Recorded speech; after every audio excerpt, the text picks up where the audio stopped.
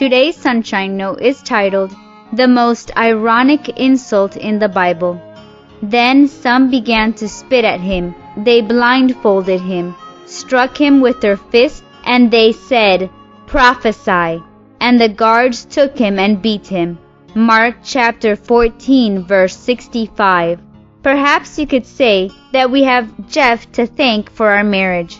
Jeff has been my husband's best friend for almost 10 years now, and never did he do Greg a bigger favor than during the October night he visited my apartment. On tour with his band, Jeff came by to see me after a concert, and we began talking about my current boyfriend. Things had not been going well, and the more I revealed to Jeff, the more determined he began to convince me to leave the guy. But the tactic Jeff used was so clever. He simply compared the guy to Greg. When I described how he'd spent the weekend in bars, Jeff stated that I would rather have a guy like Greg, who didn't drink. As I talked about my boyfriend dancing in clubs with other girls, Jeff insisted I needed someone loyal like Greg who can't even dance. Not Greg specifically, mind you, just someone like Greg. But the suggestion was enough to sway me because all along Jeff knew something I didn't, that who I really wanted was Greg. That night Jeff knew me better than I knew myself. An interesting thing takes place the night of Jesus' trial. The guards have taken him outside and they're spitting, punching, beating, and taunting him.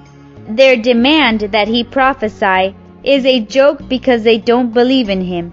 But what they don't know is that down below in the courtyard, at that very moment, a prophecy of Jesus is coming true. Peter is betraying him, as Jesus predicted he would. Their demand for a prophecy was being fulfilled as they spoke.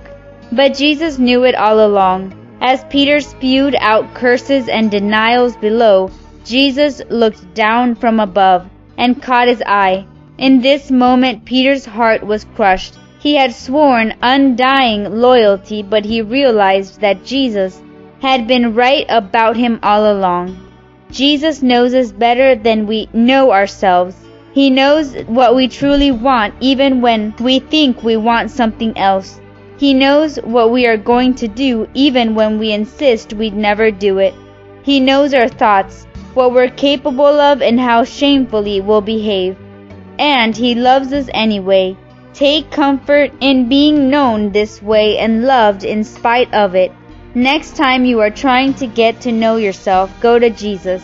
Listen to His guidance and take His advice, because in the end, He is the one who knows you best.